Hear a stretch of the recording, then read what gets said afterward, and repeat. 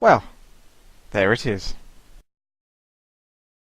Hello and welcome to another Starcraft 2 commentary. This is WTii right now, and this is a 1v1 on the map Metalopolis. It's between myself playing as the blue Protoss. I didn't pick random this time, I actually just flat out went for Protoss, just to try him out a bit on the old ladder, a bit of the old easy mode Protoss. He didn't say easy mode, did he? I think he did. Oh, I'm going to get complaints. Anyway, I'm playing as the blue Protoss, and we have another Protoss, except this one is red, and he's called Paprika, and he's on the right-hand side of the map. It's about 2 o'clock, and I'm sitting about 8 o'clock. He's currently complaining to me about this game, so I actually checked his record. He only had a couple of losses before this. I thought he might have been on like a massive loss streak or something like that, because, you know, after a while, when you've lost quite a lot of games, you get really frustrated. You're like, oh, I hate this so much. But he just seems to hate the game regardless. So, yeah, he's not a fan of this game. He thinks it's a bit too easy. Do you think it's a bit too easy? Might be easier than StarCraft 1, but it's not that easy. So, yeah, he's not a fan of the game. I guess he wants it to be harder. So, yeah. I'm not sure what game you would suggest to him if he wanted a harder game to play, apart from go back to StarCraft 1. That's about it. So he's scouting away, I'm scouting away. Looks like I'm going to find his base first. I must have sent off my scout earlier than he did, because I'm almost at his base already after scouting my close positions. We're both getting gateways but at the same time. There's nothing really that different from our build so far. Just going to look around with the old probe, see a simulator. I don't normally play Protoss, I only play it when I get random, but I still pretty much know the build orders, at least the starting build order up until like 4 gate. So yeah, that's about as far as my Protoss knowledge goes. You don't really need that much more knowledge for Protoss otherwise. If you want Immortals, chuck down a robotics facility. If you want Void Rays, chuck down a Stargate. It ain't rocket science, I'll tell you that. Now, he has got himself an... Oh, that was me taking his assimilator just to sort of provoke him into being maybe quite aggressive, which is great if he can be, because he's actually cross-distance away from me, so that would work in my favour.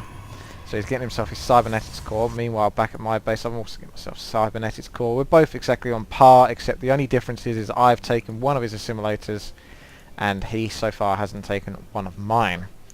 We look at the count. He's actually got quite a few more probes than I have.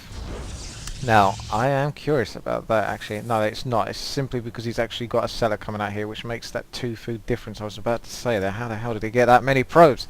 He's only got 1 probe higher than me. That could have been because he built it a bit quicker at the start. Warp Gate is currently being researched, and Stalker is now going to come out for him very shortly after it gets chrono boosted, because he doesn't want my probe hanging around for too long. But my probe is going to make and duck it out of his base. Meanwhile, my base, let's see, he's getting rid of his probe as well, because he knows that a Stalker will be coming out of there shortly enough, which it will. Now, I'm trying to sneak this. I'm going to go into his view. What I did there is, you might see this probe going up. I actually made out as though I went outside, and then if you don't pay enough attention, you would assume that they did go outside. Now, this is the warning signal. If he saw a probe coming from this direction, he should have checked up here.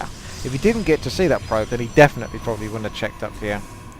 But he's still going to have to check up there, otherwise I can warp in units later. Leaving a seller on a simulator is really good, because they've got great DPS when they're just left there to do damage.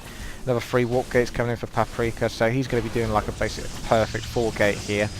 I think my 4 gate is a bit more sloppy, to be honest with you, but that doesn't seem to matter, because on this map, from these distances, I've got a bit more leniency to be sloppy, if you know what I mean. I don't have to be so perfect.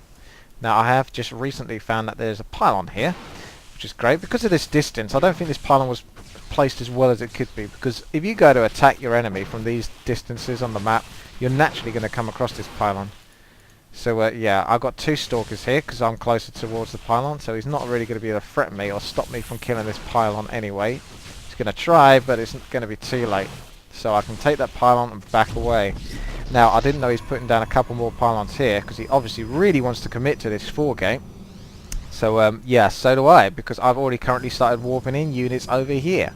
So I get myself a couple of sentries to start building up the force field energy, you know, maybe get to about 100 energy or 78 energy by the time I attack, so I have room for 2 force fields in that sentry's lifetime. So these Stalkers are going to sneak around here. Meanwhile, he's going straight full on in. So this is going to basically be a base trade by the looks of it. Now I've got 3 pylons here. I don't know. I mean, you need to protect your base quite a bit with your buildings, but unfortunately the way these pylons are is he goes straight for them and picks them right off. Meanwhile in his base I'm going to be trying to get out the probes as best as I can, because if I can get as many of those probes killed, that would be great. And now I realise I can't catch up with those probes. Should have probably in hindsight put a sentry over here to place down a force field, and then those probes would have definitely been trapped and I would have been able to get them. So there was a mistake on my part. Could have done that better. I realised that even if I can get my probes out, I'm not going to be able to do much else with them. So I'll just leave them on the minerals, basically, to get whatever mining time they can get, whatever minerals they can get, so I can produce as much as I can if Paprika doesn't realise about this pylon, which he doesn't know about it. He should have definitely had one stalker just left there, just to check. In hindsight, this is all in hindsight, it's so much easier to know what you're doing when you're watching the replay over. But obviously if he stopped this, then I wouldn't have been able to warp in the rest of my units, because I actually still got quite a bit of resources. I want to basically kill off all those resources and get as much units as I can, because I didn't want to get myself another Nexus or anything like that, because this is a base trade basically. By the time that Nexus goes up and starts running, you know, I could have done with a bigger army to fight with basically. So yeah, I'm committing to an army here. My enemy is actually committing to a Nexus. He's obviously used the 400 minerals that he had spare with those probes, and now he's going to be making the use of these minerals as soon as he can do. So yeah, he's getting a little bit angry. He already started off angry, so it's always good if you're against someone who's actually quite angry at the start of the game to basically try and wind them up, because at the end of the day it's all psychological. It's not all, well, it's not all psychological, but a lot of the StarCraft 2 gameplay is quite psychological. It's how you're feeling. If you feel like you're going to lose, then you probably are going to lose. If you're angry at the start, then as long as you know you can keep your enemy angry, they're going to make mistakes, because people make mistakes when they're angry. They get frustrated, they overlook things, and that's the idea. You want to wind them up a little bit. I didn't actually wind him up by talking to him though. I just wound him up by just playing. And I don't know why he's complaining about me doing a base trade when he's gone and 4-gated himself and done exactly the same thing as me and gone into my base trying to kill it. You know, I don't get that logic, but the guy's angry, so I don't think he needs logic right now.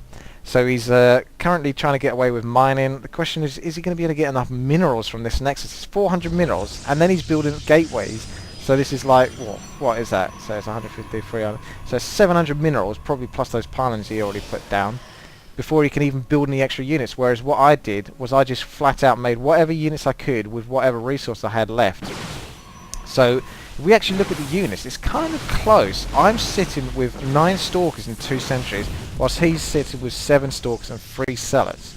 Now, he's got 17 probes as well, so I would originally favour me. As long as I can stay out of those probes, I've got a slight favour in this battle. But of course he's got all those probes, so it makes it a bit hard to get him. But because of the Stalker range, I can just basically hit run, and pick off whatever I can. And obviously try and keep my Stalkers alive, and make sure that I can keep them within their shield health. I don't want to lose their actual natural health. So any damage I can do, moving the Stalkers back. This is where Force Field comes in great. He's really screwed over because he's really trying to protect this expansion, but by doing that, he's actually gone and made it worse. He should have just flat out tried to come and take me on, because now he's all, you know, in a hole there. He can't really defend easily. I want to try and save any units I can do. Any units that are weak, send them to the back. This is where micro is so key, because this is it. I've got nothing else left, so I've got to micro my arse off in order to win this. So one Stalker of mine goes down, Sentry and the other Stalker's heading back. He still gets picked off, but it looks like I'm going to win this now, because he hasn't got enough. Force Field worked out great for me, and now my enemy's going to rage just that little bit more before he leaves the game. So yeah, the whole lucker and no skill bit where the micro comes in, yeah, there's obviously no micro and no skill there that you just witnessed yourself. So yeah, it's quite funny, this one, and I thought I'd show this, because if you do a base trade, this is what might end up happening. So yeah, it's just pretty funny, all this game. Anyway, thank you very much for watching. Please subscribe, rate and comment.